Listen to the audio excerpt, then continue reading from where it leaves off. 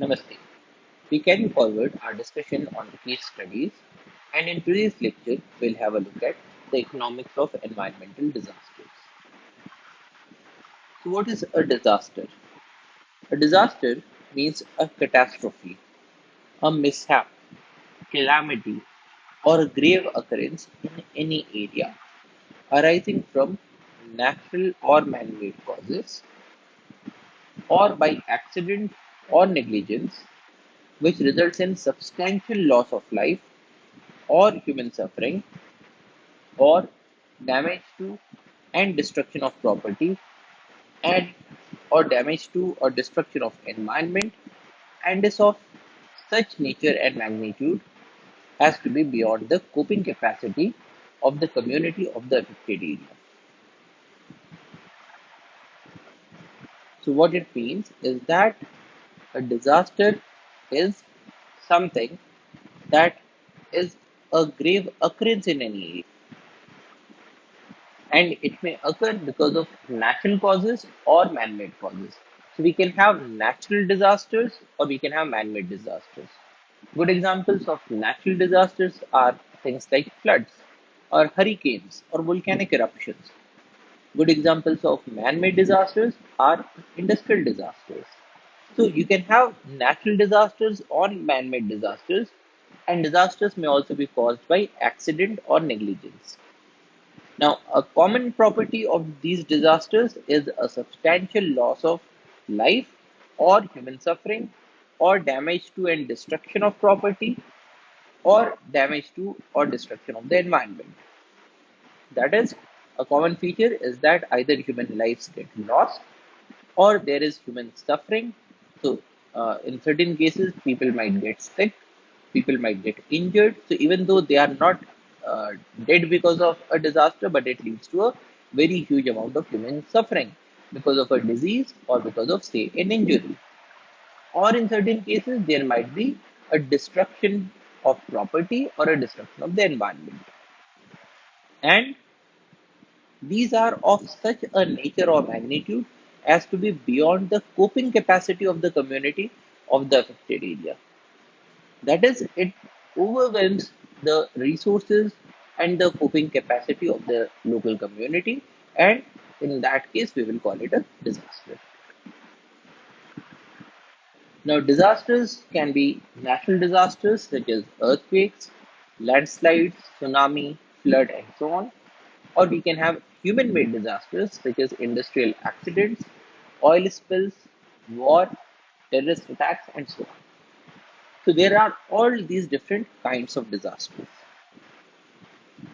Now, in the case of the management of disasters, we have certain definitions. The first is risk. Risk is the effect of uncertainty on the objectives, or a combination of the probability of an event and its consequence. So, risk is a combination of probability of an event and its consequence, which results in an impact on this uncertainty on the objectives of normal management. So, when we talk about risk, we talk about what is the probability of such a disaster happening. What is the probability of flood in your area? What is the probability of having a tsunami in your area? And should there be a flood, what would be its consequence? Now, consequence would depend on whether your area is, say, uplying or low lying, how much is the human density in that area, how much are the infrastructure levels of that area, what is the quality of infrastructure. So, there are a lot many things that are involved. So, risk is a combination of the probability of an event, such as probability of a flood, and the consequence of that event, that is, say, the consequence of a flood in your area. Risk perception is the way in which a stakeholder views a risk based on a set of values or concerns. So it depends on the stakeholder's needs, issues, and knowledge. It is the way in which a stakeholder views a risk based on a set of values or concerns. Now, for a single risk, the level of perception might be different in different stakeholders because there are people who might not perceive the risk at all because there could be people who just don't think that there could ever be a flood in their area. There are a number of people who say that there is absolutely nothing like climate change that is happening. Now, these kinds of people are completely oblivious to the uh, occurrence of the risk. On the other hand, if somebody is more knowledgeable, then they would have a very different perception of risk. They would not think that this risk of a flood coming to the area is because of a previous karma, but they would think that this is because of, say, bad management of the water resources in the area. So the perception of risk varies with different stakeholders, and it is the view or the way in which the stakeholder views the risk based on a set of values or concerns. So a person who has, say, a lot to lose in a disaster would have a very different concern from, say, a bystander. So a person who is living in India will probably have a very different view of, say, a drought in Australia than an Australian who is living in Australia. So which is why the perception of risk varies between different stakeholders. Then we have risk management. So if there is a risk, it has to be managed. Risk management is the coordinated activities to direct and control an organization with regard to risk. So it is a set of coordinated activities. So it's not a one-off solution, it is a set of coordinated activities that all aim to direct and control an organization with regard to the risk. So in the case of risk management, we will talk about how do we quantify the risk and what are the kinds of steps we should be taking to minimize the risk. And should the disaster occur, what are the kinds of preparedness that we would make so that the amount of risk is minimized. Next, we have the risk management system, which is the set of elements of an organization's management system that is concerned with managing the risk. So, for instance, if there is a disaster or there is a probability of a disaster, who is going to respond? Do we have a set of people who are trained in this response? So, this is known as the risk management system, the set of elements of an organization's management system that are concerned with managing the risk. Then we have risk source, the element which alone or in combination has the potential to give rise to a risk. An element which alone or in combination has the potential to give rise to a risk. For instance, if there is a dam that is made in an area that has been suffering from earthquakes, so this dam is now a source of risk because the dam would hold a very great volume of water which will have a very large amount of mass. Now, this amount of mass will exert a downward force on the tectonic plates that are there in that area. Now, because of that, the earthquake probability might go up. Or suppose an earthquake occurs and the dam fails. In that case, a huge area will get inundated. It will be flooded. So this dam is now a source of risk in that area, both because it can increase the occurrence of earthquakes and also because should an earthquake occur, it would lead to very great amounts of damages. So this is a risk source, an element which alone or in combination has the potential to give rise to a risk.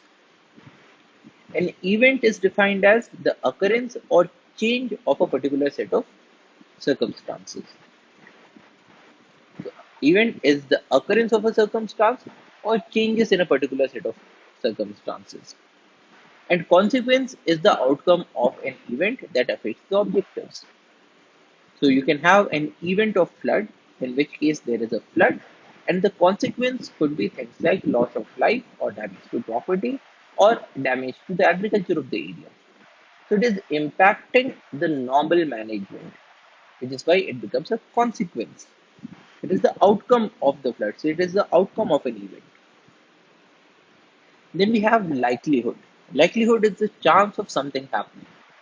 If you live in an area where you have a river, then there is a likelihood that there could be a flood. If you live in an area that is very dry and perhaps it rains, say, just a few millimeters in a year, then probably the likelihood of having a flood is much less. So, likelihood is the chance or the probability of something happening. Control is a measure that maintains or modifies the risk. So when we have a risk and we try to control the risk, it is a measure that maintains or modifies the risk, and in a number of cases, it tries to reduce the risk. And stakeholder is a person or organization that can affect, be affected by, or perceive themselves to be affected by a decision or an activity. Stakeholder is a person or an organization. So you can have a person or you can have an organization, and their role is they can affect a decision, they can be affected by a decision, or they perceive themselves to be affected by a decision or by an activity. So if the government is deciding to build a dam in your area, then government is one of the stakeholders because they are doing something.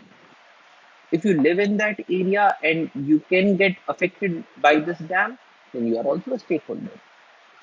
And if there is, say, an organization that caters to the well-being of wild animals in your area, so, and they think that because of this dam, the wild animals will have a negative consequence, they will suffer a negative consequence, and they perceive that that their activities will also get affected because of the construction of this dam, then all of these are stakeholders.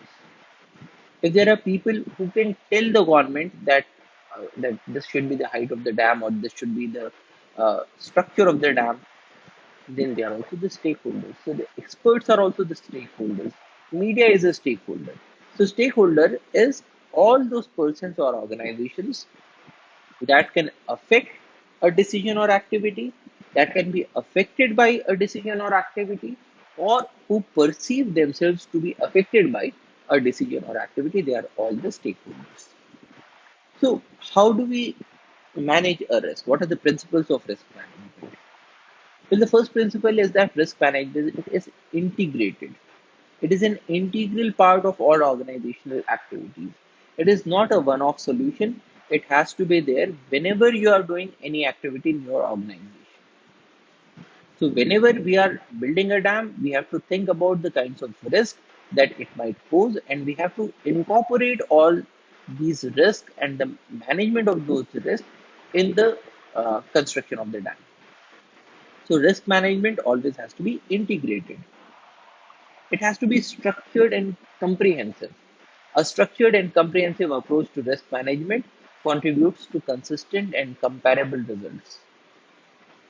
So it is not that when you make one dam, you'll have a different set of results. When you make another dam, you'll have a very different approach to making this dam. So it has to be structured, it has to be comprehensive so that it can be applied to different circumstances. But at the same time, you also need certain customized solutions. The risk management framework and process are customized and proportionate to the organization's external and internal context related to its objectives. So, risk management also has to be customized. It has to be inclusive. Appropriate and timely involvement of stakeholders enables their knowledge, views, and perceptions to be considered. This results in an improved awareness and informed risk management. So, whenever we are taking a decision, it is always prudent to include all the stakeholders. Whenever the government gives permission for a dam to be made, then before the construction ever begins, people have to go out and talk to all the different stakeholders that are there. What are their perceptions? What are their fears? And all those perceptions and fears, views, they have to be incorporated in the project document. So risk management has to be inclusive. You cannot take decisions on behalf of others. You have to include them whenever you are taking a decision.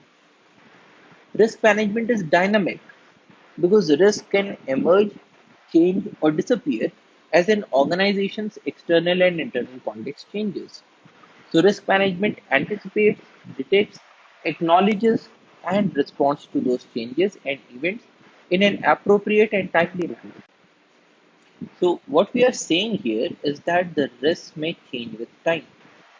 When, for instance, you set up an industry and the whole of its surroundings is a barren land, then the sort of risk is very different than at a later point of time when suppose the town has extended itself, the town has expanded and it is now right on your doorstep. Because in the earlier situation when it was a barren land and people were not living there, in those circumstances there was hardly any risk of loss of life or property should any industrial accident occur. But when the town has expanded and has come to you, then the risk would be very different because if any industrial accident occurs, then there will be a huge loss of life and property. Now, in this case, the organization, that is the industry, is not doing anything to change the risk, but the external conditions have changed to such a level that the risk has changed. In certain other conditions, it may be a result of the organization's internal dynamics that the risk changes. For instance, if there is an industry and currently it has all new equipment, everything is computerized, everything is working properly, but then because of bad management over time, it is possible that the equipments now do not work that well. Now, in such a scenario, even though the outside environment remains the same, but because the equipment are now failing, so that would increase the amount of risk that an accident could happen. Because of which, the risk management needs to be dynamic. So it has to change. So if the equipment become old, you'll have to make changes to your risk management strategy. If the town expands and comes to your back door, you'll have to make changes to the risk management strategy. Then risk management should always incorporate the best available information. The inputs to risk management are based on historical and current information as well as on future expectations.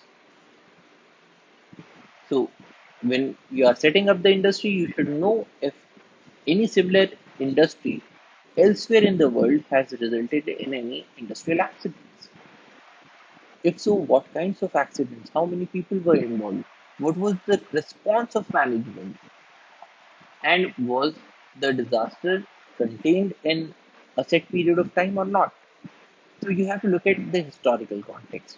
You have to look at the present context, which is what is the best available way of mitigating the risk that the industry can pose to the surroundings. And we also have to incorporate the information about the future set of events.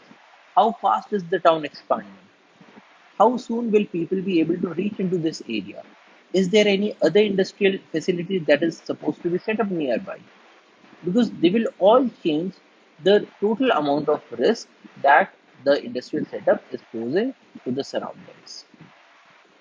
So it has to be based on the best available information. Risk management explicitly takes into account any limitations and uncertainties associated with such information and expectations. Information should be timely, clear, and available to relevant stakeholders.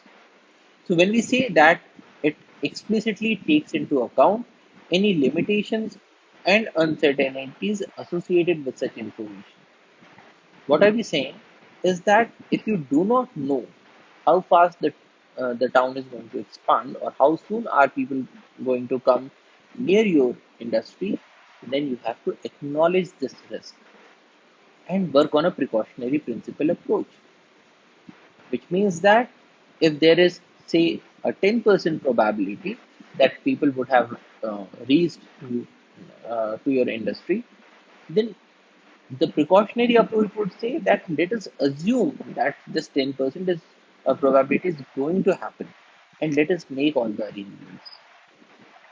So, if there is a limitation or uncertainty that is associated with this information. So because risk management is based on the best available information, you have to incorporate any limitations that you are facing. Risk management is based on human and cultural factors. Human behavior and culture significantly influence all aspects of risk management at each level and stage, which means that in certain societies, there people might be more risk averse. In certain societies, people may be less risk averse. Now, whenever you are making any decision, you have to incorporate what is the level of risk aversion of the surroundings, of the people in the surroundings, what are the other risks that these people are already facing, what are the cultural aspects. So, all of these have also to be incorporated into risk management. And risk management is based on continual improvement through learning and experience, which means that if there is, say, a new study about how a risk should be managed, and if it is applicable, then probably it should be implemented in the current scenario. So it has to be continuously improved. It's not that once you have made a risk management document and once you have implemented it, then there are going to be no further changes. There has to be a continuous process of improvement in the risk management strategies in any organization. So the process of risk management comprises of communication and consultation, monitoring and review, and establishing the context, risk assessment, and risk treatment. So what happens in the case of uh, a good risk management strategy is that we begin by things such as communication with the stakeholders, consultation with the stakeholders, and getting to know everything that can be known about this particular risk. Then we establish the context. What is the site of uh, the place where the industry is going to be set up? What is the setting of this area? In this context, what is the assessment of the risk? What is the possibility that things may go wrong? And what is the possibility that we will have certain consequences because of something going wrong? So that is risk assessment. It includes identification of the risk, analysis of the risk, and evaluation of the risk. And then we make a strategy for risk treatment. How are we going to reduce this risk? And in all these processes, there is a continuous communication and consultation with the stakeholders. Because remember, we cannot take decisions on behalf of others. You have to incorporate every stakeholder in all the steps of risk assessment and risk management. So there is a continuous process of communication and consultation. And in all these processes, there is also a continuous monitoring and review. So when we talked about risk identification, did the person who was doing the risk identification, did he or she include all different kinds of risks that he or she should have looked at? Or perhaps they missed out on certain risks. Now, who is going to tell this if there was no monitoring and review mechanism? So, a monitoring and review mechanism is there during the risk identification stage. It is there during the risk assessment stage because it is possible that the person who is doing the risk assessment probably comes up with a very low assessment. It has to be there when the risk management strategy is being implemented because there could be lacunas in the implementation of the risk management strategy. So, in all these steps, there is a continuous monitoring and review. Now, this is a theoretical framework on which risk management works. And this is how it should be managed. But then, this is not always how things are managed in practice. So, now let us have a look at what happens if the risk is not properly managed. What are the kinds of reasons because of which a risk is not managed properly, and what are the consequences? So, we'll have a look at certain case studies. The first one is the Minamata disease. Now, the Minamata disease originates from a village that is known as Minamata in Japan. And this village was traditionally a fishing village. So it was full of fishermen whose main source of livelihood was fishing in the nearby sea. Now, in the year 1932, a local industry by the name of Chisso Factory, it begins the production of acetaldehyde, and it uses a compound of mercury as a catalyst for the reaction. Now, once the reaction is done, what happens to the spent mercury, the spent catalyst? It is now of no use to the industry. Now, the industry could have done two things. One, process this catalyst, because whenever you are throwing something out as a waste, it might have a negative consequence on the environment. So, the industry could, for instance, have spent money on the processing of this spent catalyst that was having mercury inside. But it did not do that. What it did was it just dumped the spent catalyst into the sea. Now, here again, it is important to note the importance of uh, externalities. Now, if the industry had spent resources on the processing of this spent catalyst, then it would have reduced the contamination of the surroundings, but it would have costed the industry.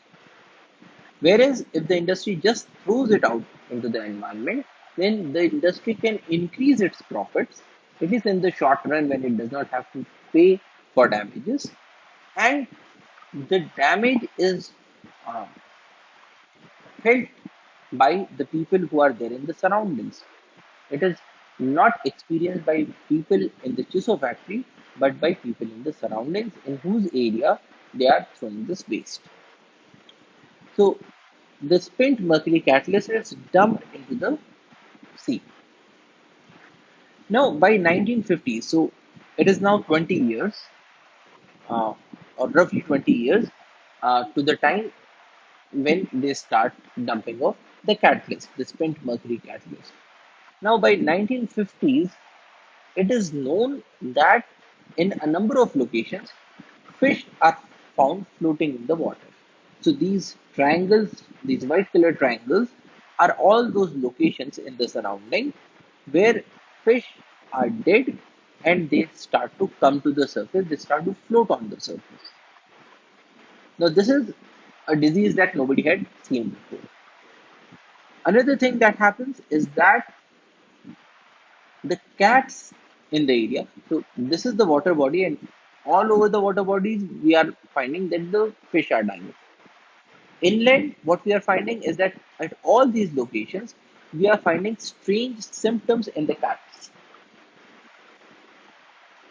Symptoms such as this. By 1952, people are starting to report that the cats are committing suicide. The cats have a large number of neurological deficiencies, a large number of neurological diseases. So they go on repeating an activity again and again and again. And these cats are so highly depressed and they are so diseased because of these neurological symptoms that at times they jump from a cliff or they die off. So there are a number of instances of cats committing suicide in this area.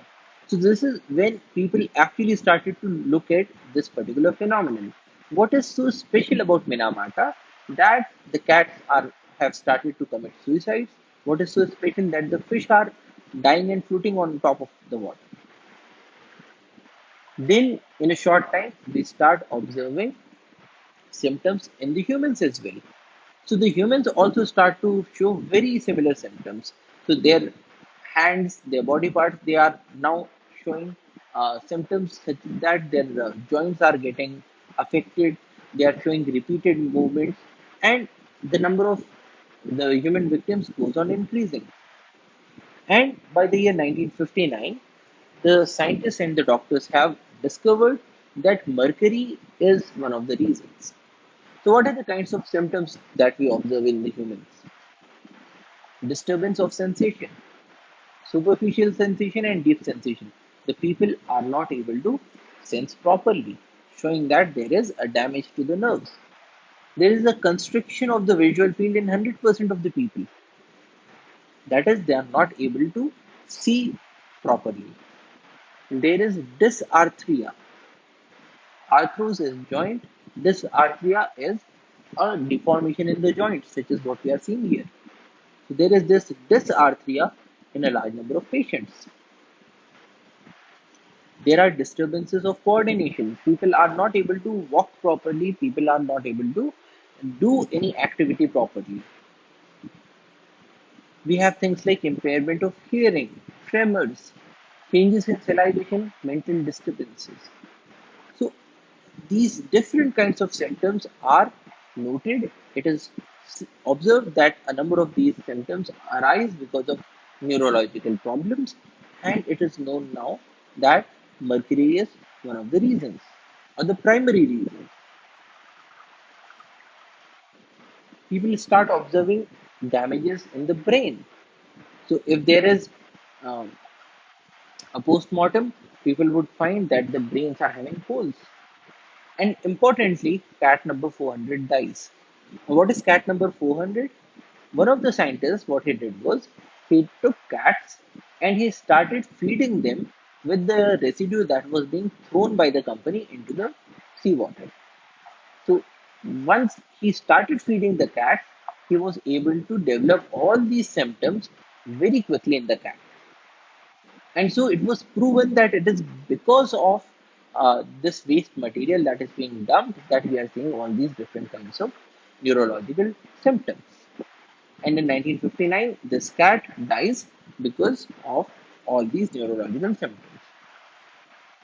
Then in 1959, demonstrations begin against the company. And what the company does now is that they install an equipment that supposedly treats the waste. But here again, what the company did was that they did not actually install a machine that could process the waste efficiently. It was more of an eyewash because there were demonstrations. So the company said, "Okay, we have to do something." So they did something, but that was not the most efficient thing. So the company still carried on dumping the waste into the sea, even after knowing through one of its scientists that this waste was causing the neurological symptoms in the animals, in the fishes, and in the humans in this area. And because the company did hardly anything to stop these wastes, ultimately in 1975, this whole area had to be dredged, which means that all the sediments in the sea had to be excavated, processed, and thrown to some other location so that the level of contamination goes down. Now, just think of the amount of money that a company would have to spend to process its waste. Well, when the company is throwing the waste is in a very concentrated form and it is easy to treat. Once you have dumped the waste into the sea, it has spread to such a large extent over such a large area that now you have to dredge the whole of the sea in that in the surrounding areas. So the cost goes up like anything. Then,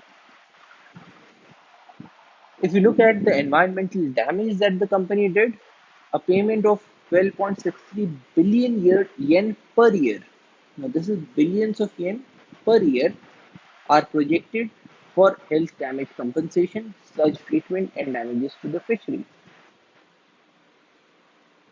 And if you look at the human cost, by the year 2005, total number of officially certified patients around 3,000, recipients of the medical task of the comprehensive measure of Minamata disease since 1992, around 13,000, patients manifesting health effects of methyl mercury that were recognized by the ruling of the Supreme Court in 2004, 58, and applicants for certification before the judgment greater than 3,300. So, what we are observing here is a huge cost in terms of human health, human life, animal health, and environmental damage. And all of these was were preventable had the company just treated the waste before throwing it out into the sea. So, this is what happens when risks are not properly managed. The kinds of tragedies that we can observe when people just contaminate the environment because it is just an externality, just a cost cutting measure. Another example is the RLC. Now, this is an image from 1974 that is telling us how big this RLC was. It was formerly the fourth largest lake in the world with an area of 68,000 square kilometers. In the 1960s, the Soviet government decided to divert waters of Stet Darya and Amu Darya. These are two rivers that were uh, providing water to the RLC.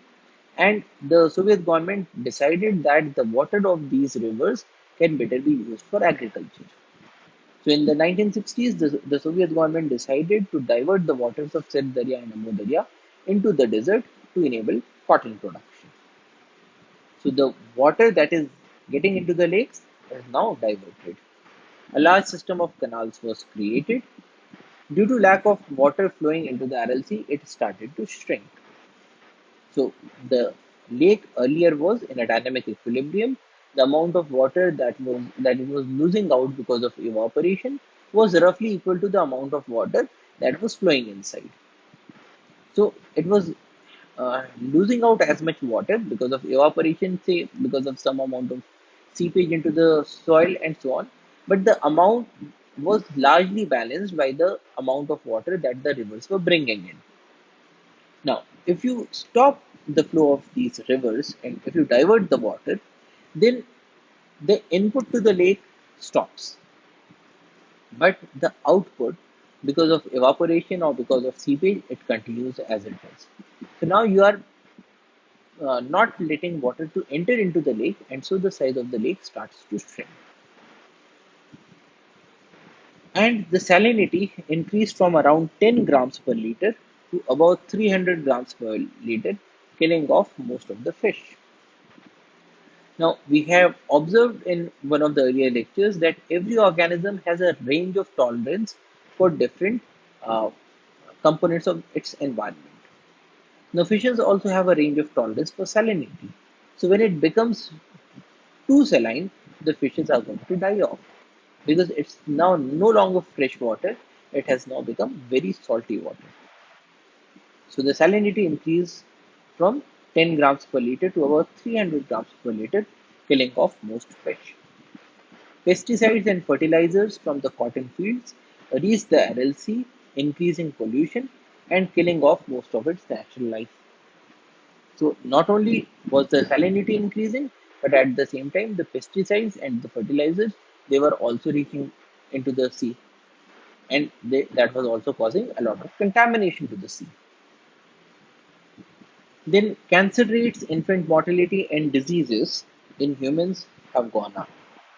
Now, because the humans that are living in the surrounding of the RLC, now remember that the RLC was one of the largest lakes and it was a very beautiful tourist location. So there were a number of resorts, there were a number of people who were doing fishing in this RLC. Now, when the RLC starts to shrink and when it becomes more and more contaminated, then the surrounding water, the fresh water that people are using, also starts to get more and more contaminated because all those pesticides and fertilizers that are getting drained into the sea, they will also reach into the groundwater level. And so we start to observe that the humans in the surrounding that were of a very substantial population, we start observing a number of health problems in those humans as well. So the rates of abortions go up, diseases go up, cancer rates go up, infant mortality goes up.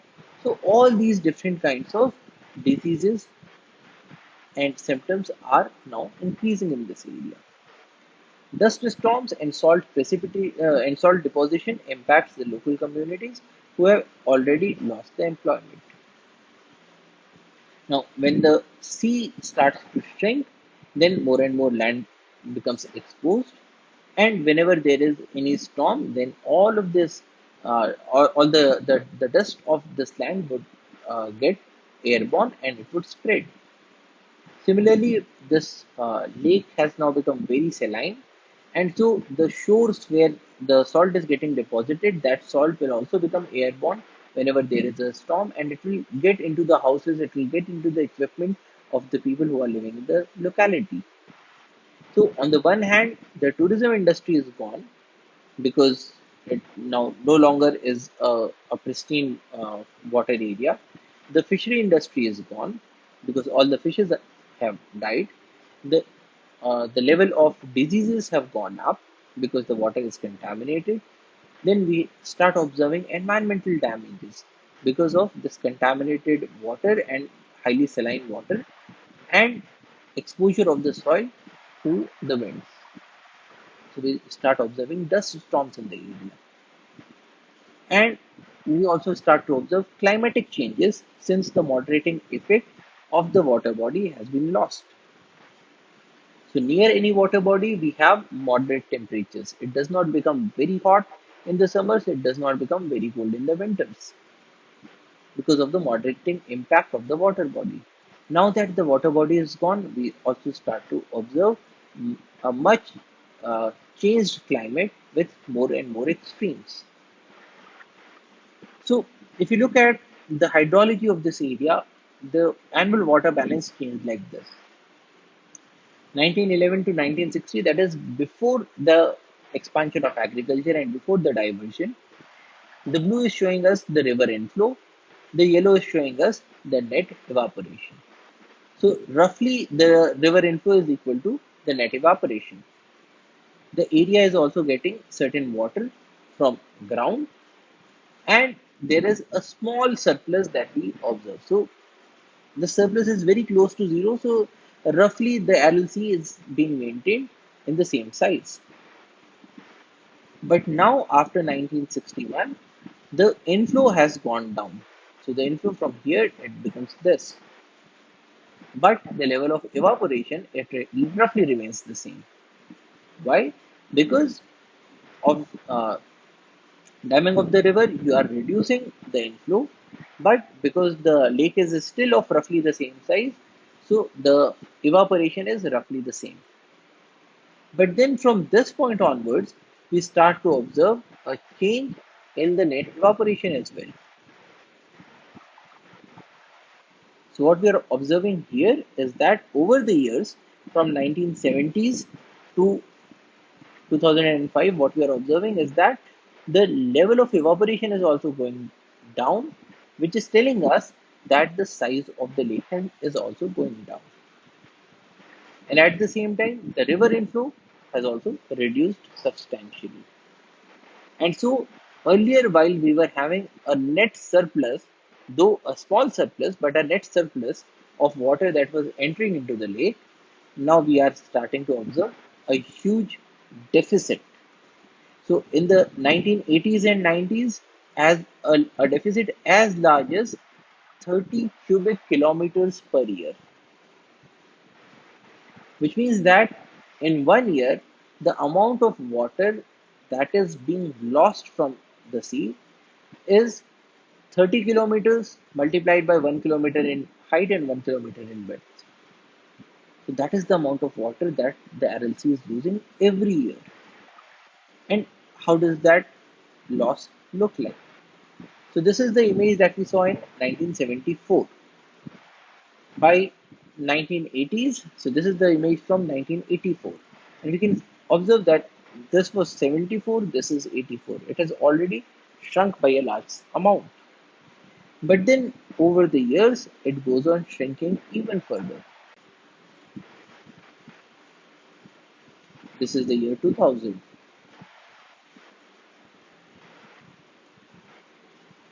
This is 2008. So all these areas that were earlier the RLC are now gone. This is 2016. So something that was as big as this in 1974 is now as small as this. So when people were beginning to divert the waters of the Sir Darya and the Amu Darya river for agriculture, especially cotton cultivation. They did not foresee the kinds of impacts it would have on the nearby Aral Sea. Because had they known that it is going to cause this great a damage to the Aral Sea, probably they would not have done this. So even though the cotton cultivation went up for the time being, after a while it again went down.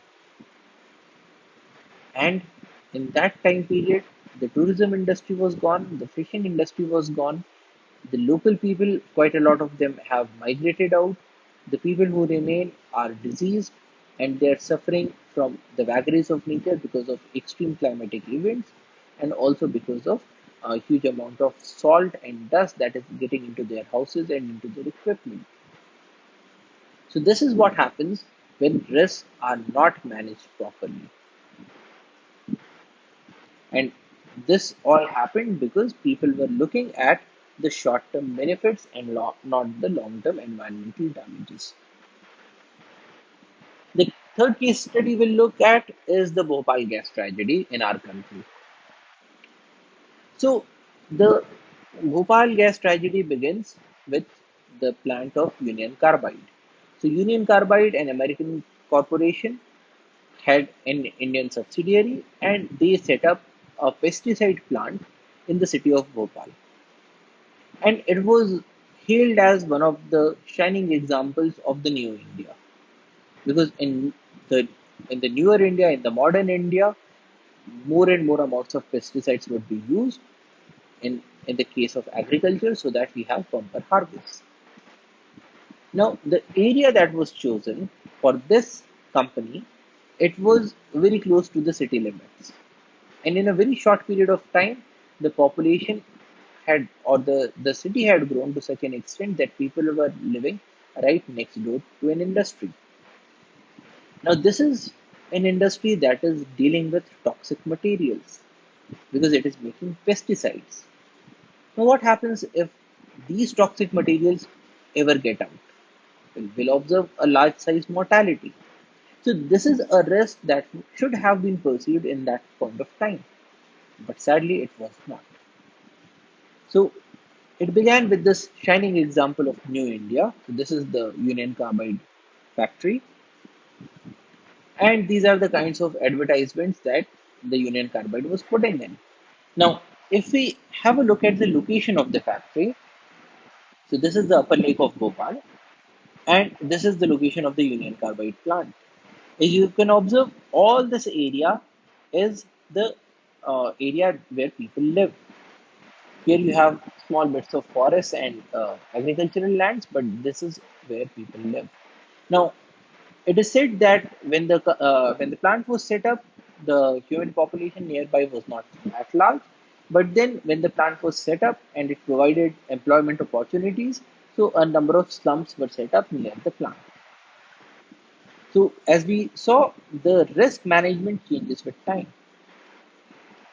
And on the night of December 2 and 3, 1984, the methyl isocyanate gas was released from this plant. It led to a large number of deaths and blinding of people. It was heavily documented because it was the worst industrial disaster in the history of humankind. 2,500 people died, it injures thousands, and we find documentation in all major media. So, this is the BBC, this is the Hindustan Times. On that particular day, the death toll was 1,200 and it was rising. This is the Indian Express. So, this is something where that has been very well documented and very well studied. And the impacts of the release of methyl isocyanate on that night, they still continue. People are still disabled, people are still sick. Now, the basic question is, why did we have such a tragedy? Well, Union Carbide happened to be a very established name, a very respected name. So, how was it possible that we just could not foresee the risk and we could not manage the risk? How was that possible even? So after this documentation, there were a number of studies what went wrong. And we are interested in knowing what went wrong economically.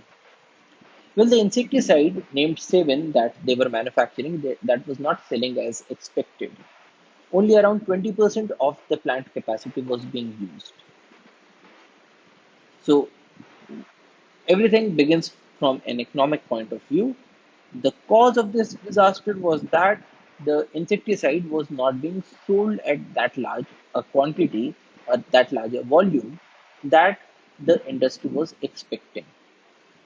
So only 20% of the plant's resources were being utilized. Now, when that happens, the cost that the company had put up in setting up of the plant, that was not getting recuperated fast enough.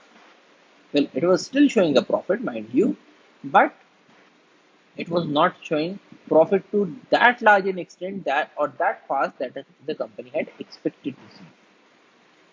Now, when only 20% of the plant capacity is being used, the plant was shut down for maintenance.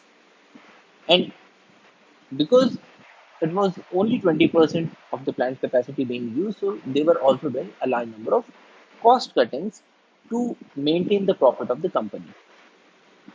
Cost cutting such as the excess methyl isocyanate gas. Now, methyl isocyanate was the gas that got released on that particular day.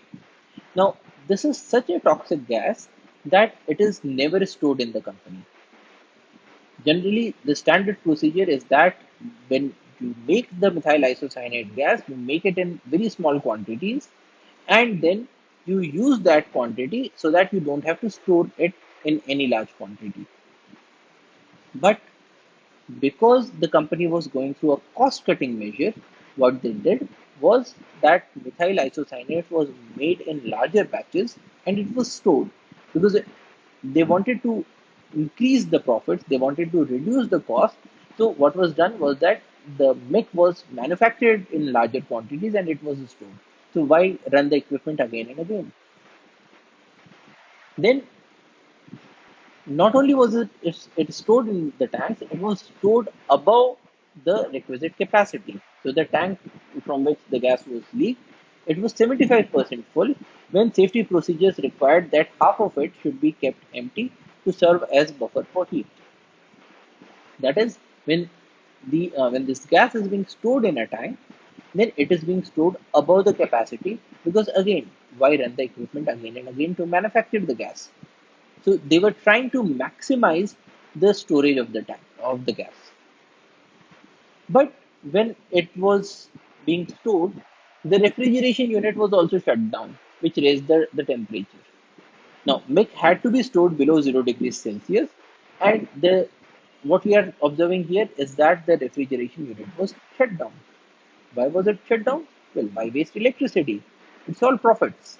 So to maximize profit, the refrigeration unit was also shut down. Then impurities were getting in because of lack of maintenance and leaky valves. So if there was a leaky valve, then the company officials did not bother to get it changed. Why? Again, cost cutting, maximization of profit. If there is something that is not working, why spend money in fixing it?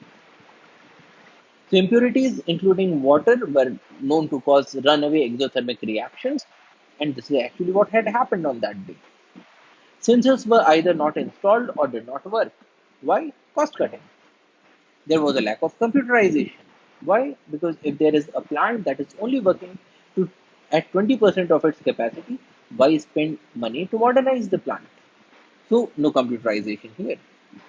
The gas scrubber that used caustic soda, it was shut down. Now, why do we need a gas scrubber? Because if there is any gas that gets leaked from the industry, then it should be neutralized. So there are different ways of neutralizing a gas. One is that you treat it with certain chemicals such as caustic soda. Second is that you can burn the gas. Third is that you can make it pass through certain other chemicals that will absorb the gas. But in this case, the gas scrubber was shut down. Why? Well, again, to maximize profits, to bring the cost down. The decontamination towers and the flares were shut down. Now, these flares are something that there is a big tower on top of which um, um, a flame is always burning, so that if any amount of gas gets leaked, then that gas will get burned in that flame. But then these flare towers were also down. Why? Because why waste money in lighting up a flare tower? Water spray to reduce the temperature and neutralize the gas did not reach far enough up the stack. So we are observing a large number of deficiencies. Then we talked about keeping the stakeholders in the loop. Now, in this case, there was a lack of emergency plans and training. The locals were not apprised and drilled about safety procedures when sirens sounded, and the locals just thought it was a shift change. Now, when you are manufacturing something that is as toxic as meth, the locals or the stakeholders, they should have been kept in the loop. And a good way of keeping these people in the loop is through regular communication. Now, if you'll remember, when we talked about risk management, we were talking about communication at all different points of time. So, in this case, what we can observe is that there was hardly any communication with the locals. There was hardly any drills on what to do if this gas gets leaked. What are the kinds of emergency precautions that we should be taking? There was no such training, there was no such planning. And there were so many accidents regularly in the plant due to the faulty maintenance that sirens were sounded regularly, reducing their impact. So what was happening was that because of these leaky valves, because of equipment that was not being maintained properly, there were so many accidents regularly that now people had gotten accustomed of the siren blaring. So they just thought that okay, it's a routine affair. There is nothing to be worried about. Safety equipment such as gas masks, oxygen cylinders, etc. were lacking. Again, why waste money in buying these safety equipment in a plant that is not running to the full capacity? Technical workers were laid off. Again, this is a cost cutting measure.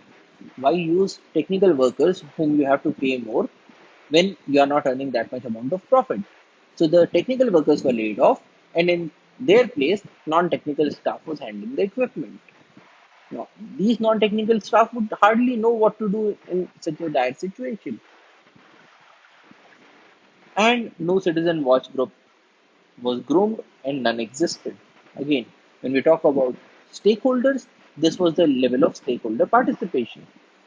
So when there was the release of this gas, now this release happened because in one of the tanks, water got in because one of the valves was leaky. And when the water gets in, there is an exothermic reaction. The tank is already above the stipulated level of capacity, and it is kept much warmer than is desired. So it had to be kept refrigerated at 0 degrees so that if even water entered into it, then the whole reaction would be cooled down. So which is why you need to always keep the refrigerator on in this case. But the refrigerator was off, so there was no cooling that was happening. So there was an exothermic reaction, the pressures increased, the tank failed. So when the tank fails, the gas gets out. When it gets out, it could have been neutralized by the chemical scrubbers or it could have been neutralized by the flares in the flare tower. They were not working. The sirens were not working. There were no sensors. So people did not know about such a mishap that was happening. If sensors were installed, especially things like temperature sensors, then we would have known much before that there is some exothermic reaction happening. But then there were no sensors. There was no computerization. And this gas, when it was getting released out, then we did not have the equipment to even pour water and bring its temperature down, or at least dissolve some of the gas before it gets a way of leaking out. And when it gets out into the surroundings, the locals just do not know about it because the sirens are blaring every day because of the regular accidents, and so everybody thinks that it's a normal affair. And then when they are actually exposed to the gas, they do not know what to do. Now, a very simple way to prevent the deaths would have been just to take a piece of cloth and dip it in water and place it on top of your mouth so that the amount of gas that you are getting exposed to it gets diluted. It gets dissolved in the water, and so you are exposed to less of the gas. But the locals did not even know that. So what happened was, when they got exposed to the gas, there was such a huge choking sensation. There was so much of burning of the eyes that people actually tried to run away from the location. And when you try to run away, what happens is you get outside of your home and you get exposed to even greater concentration of the gas. Because it's not that you are getting gas inside your house. Your house is much safer. Outside, the concentrations are much higher. And all of these things can be linked down to bad management, bad planning, and bad economics. So around 500,000 people, that is 5 lakhs of people, they got exposed to the meth gas. And we can end with this quote: the morality that pollution is criminal only after legal conviction is the morality that causes pollution. It means that the morality that pollution or spreading pollution itself is not wrong. You are only wrong when the court punishes you. That is the morality that permits the society to tolerate pollution, to tolerate a damage to the environment, to tolerate not taking proper risk management procedures. And we as a society will have to suffer the consequences if we let this morality prevail. If we do not teach ourselves and our children and our grandchildren that pollution is wrong in any way, if we do not do that, only we have to suffer the consequences. So that's all for today. Thank you for your attention. Jai Hind.